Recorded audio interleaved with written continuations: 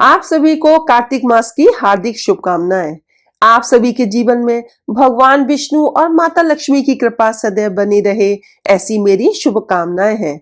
मैं डॉक्टर मनीषा शर्मा आप सबका हृदय से स्वागत करती हूं। आज के इस वीडियो में मैं आपको कार्तिक मास में दीपदान का क्या महत्व है के बारे में विस्तृत जानकारी दूंगी। दीपदान का क्या अर्थ है, दीपदान हमें कब और कैसे करना चाहिए, दीपदान कहाँ कहाँ करना चाहिए और दीपदान करने के क्या फायदे होते हैं, इसके बारे में आपको मैं बताऊंगी। और इसके पीछे एक छोटी सी कहानी है, उसको भी मैं इस वीडियो में आपको सुनाऊंगी। तो चलिए अपने इष्ट देव को प्रणाम करते हुए आज की वीडियो का शुभारंभ करते हैं। कार्तिक मास में दीपदान करने का खास महत्व है।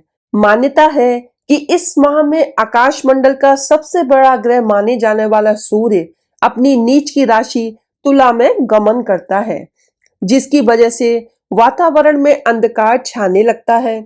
ऐसे में कार्तिक के पूरे महीने में दीपक जलाने, जप तप, दान और स्नान बेहद शुभ माने जाते हैं। दीपदान का क्या अर्थ है? दीपक को जलाकर उसे उचित स्थान पर रखना दीपदान कहलाता है। किसी दीपक को जलाकर देव स्थान पर रखकर आना या उन्हें नदी में प्रवाहित करना दीपदान कहलाता है। यह प्रभु के समक्ष निवेदन प्रकट करने का एक तरीका होता है। दीपदान का अर्थ अंधकार मिटाकर उजाले के आगमन से है। हमें कहाँ कहाँ करना चाहिए दीपदान? भगवान विष्णु को ध्यान में रखकर कार्तिक माह में आप देव मंदिर में, किसी विद्वान ब्राह्मण के घर में, नदी के किनारे, घने अंधकार भरे स्थान में दीपदान कर सकते हैं। ये अति शुभ माना जाता है। इस माह में दीपदान करने से मनोवांछित फल की प्राप्ति होती है।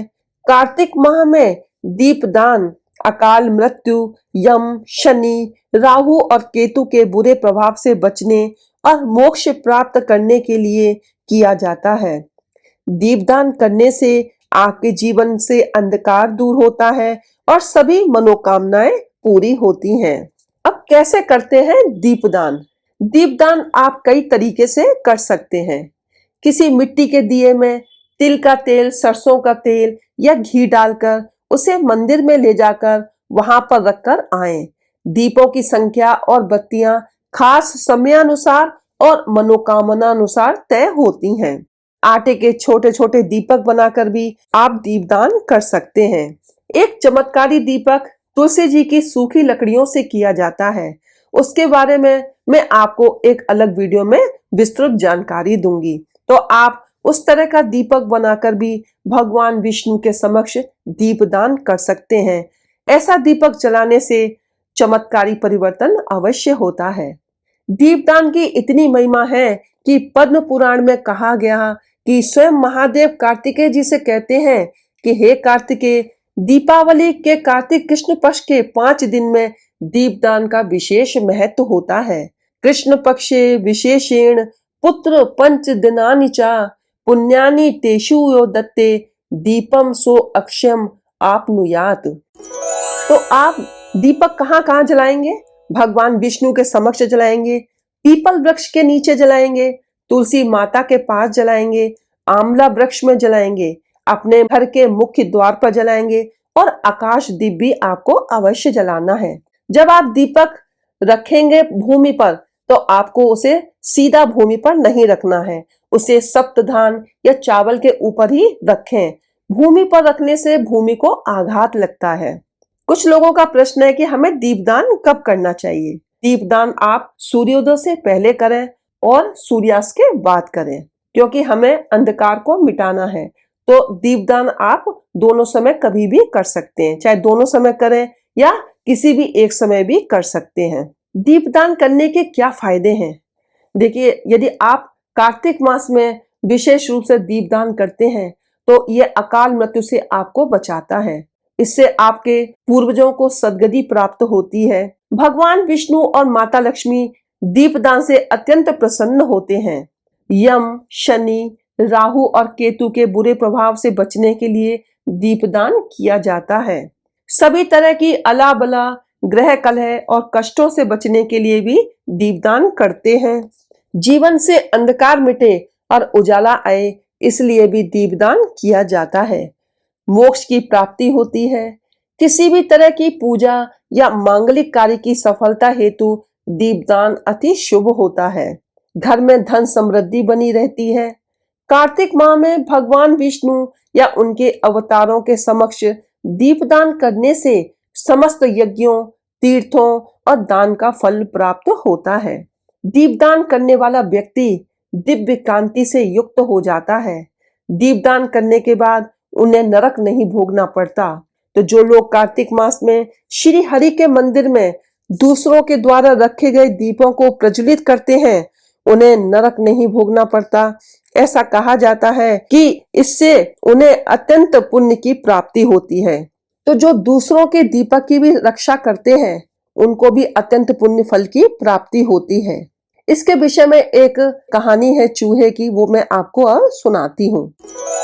भगवान विष्णु के एक मंदिर में एक चूहा था, जो भक्तों द्वारा उन्हें अर्पित किए गए बुझे हुए घी के दीपक से ही घी खाता था। एक दिन जब उसे घी खाने की भूख लगी, तो उसने उस दीपक का घी खाने की कोशिश की, जो अभी तक नहीं बुझा था।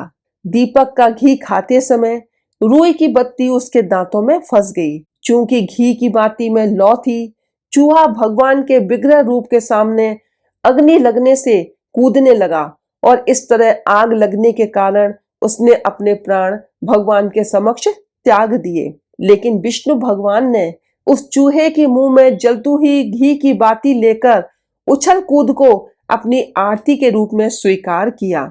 अंत में उन्होंने उसे मुक्ति दी और विष्णु लोक दिया।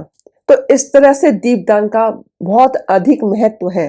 यदि कोई थोड़े समय के लिए भी भगवान श्री हरि के मंदिर में दीप जलाता है, तो उसके सभी पाप नष्ट हो जाते हैं। दीपदान सर्वोत्तम दान है, इसके समान कोई दान नहीं है।